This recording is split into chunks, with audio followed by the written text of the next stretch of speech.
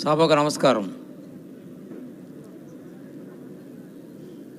150 175కి ఎన్నండి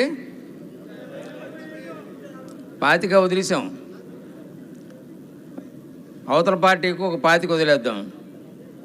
మనకు ఖచ్చితంగా ఈ ఎన్నికల్లో మొత్తం 175కి 150 సీట్లు మనం సాధించి తీరుతాం. రాజకీయ ప్రపంచం ఇవాళ నడుస్తుంది. ఎక్కడ చూసినా ఈ ప్రభుత్వాన్ని దించేయాలి, ఈ ప్రభుత్వాన్ని ఉంచకూడదు, ఈ ప్రభుత్వం కొనసాగితే మన బ్రతుకులు నాశనం అయిపోతాయి, మనల్ని బిచ్చగాళ్ళ కింద చూస్తున్నాడు ఆయన, సంక్షేమ పథకాలు మీకు ఇస్తున్నాం, మీరు చచ్చినట్టు మీ ఇంట్లో కూర్చోండి అనేటువంటి డిక్టేషన్ అక్కడ కనబడుతుంది. ఇటువంటి అరాచకమైనటువంటి పాలన, అటువంటి నియంత్రితమైనటువంటి పాలన ఏనాడు కూడా స్వాతంత్రం వచ్చిన తర్వాత మనం చూడలేదు, కానీ విని ఎరగలేనటువంటిది.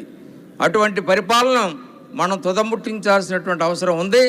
ఏమాత్రం మనం కన్నురెప్ప కూడా వేయకుండా మనం పని చేస్తే మాత్రం తప్పనిసరిగా ఆ 25 సీట్లలో కూడా ఎన్ని వస్తాయో వాళ్ళకి తెలియనటువంటి పరిస్థితి తీసుకురావాలి. కాబట్టే దేశ రాజకీయాల్ని, రాష్ట్ర రాజకీయాల్ని దశాబ్దాల పాటు శాసించినటువంటి మన నాయకుడు చంద్రబాబు నాయుడు గారిని కావాలని తప్పుడు కేసులు పెట్టి వారు హింసించారు.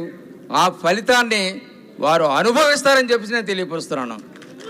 అది మామూలు చేసేది కాదు. ఒక మంచి మనిషిని, ఒక పెద్ద మనిషిని, ఒక నిజాయితీ అయినటువంటి మనిషిని, ఎందుకంటే వారితో నేను ముందు నుంచి నా గురువు గారు, వారిని నేను చూశాను, అంటి పెట్టుకొని చూసాం. నేను రామచంద్రయ్య గారు, మెదలు మా శ్రీనివాస్ గారు, వీళ్ళంతా కూడా నిజాయితీకి మారు పేరు చంద్రబాబు నాయుడు గారు. ఎక్కడా కూడా ఏమాత్రం కూడా స్కోప్ లేకుండా ట్రాన్స్పరెంట్గా ప్రభుత్వం ఉండాలి అని ప్రతి డిపార్ట్మెంట్ని కూడా శాసించినటువంటి రోజులు ఈ ప్రపంచంలో ఎవరు కొడుకు ఉండవు. అటువంటి చంద్రబాబు నాయుడు గారిని శాసించారు. అంతేకాకుండా ఈవేళ లోకేష్ బాబు కూడా బాగా ఇంప్రూవ్ అయ్యి ఆయన ప్రజల్లోకి వెళ్ళి, ఆయన జనాల్లోకి వెళ్ళి ఆయన మాటలు మాట్లాడుతుంటుంటే అది కూడా సహించలేక ఆయన్ని కూడా ఇబ్బంది పెట్టడానికి ప్రయత్నం చేస్తున్నారు. తప్పనిసరిగా వీరిద్దరి నాయకత్వంలో కూడా ఈ రాష్ట్రంలో తనకి అధికారం రాదేమో అన్నటువంటి భయంతో ఆయన ఉండడం అనేటువంటి జరుగుతోంది. కాబట్టి అందరికీ కూడా మేము అప్పీల్ చేసి, నేను కూడా మరి గతంలో నేను 32 సంవత్సరాలు తెలుగుదేశం పార్టీలో ఉన్నాను, 1982 నుంచి. దురదృష్టవశాత్తు మరి 10 ఏళ్ళు దూరం అయిపోయాను. ఈవేళ అటువంటి సంఘటన బాబు గారికి జరగడంతో నేను మా కుటుంబ సభ్యులందరం కూడా చాలా బాధపడి బాబు గారి చెంతకు చేరి బాబు గారికి అండగా నిలబడాలనేటువంటి ఉద్దేశంతో ఈవేళ పార్టీలో మళ్ళీ మీ అందరం కూడా చేరడం అనేటువంటిది జరిగిందని మీ అందరికీ మనవి చేస్తూ, మరి తప్పనిసరిగా చంద్రబాబు నాయుడు గారిని ముఖ్యమంత్రిగా చూసేటువంటి రోజులు వస్తాయి.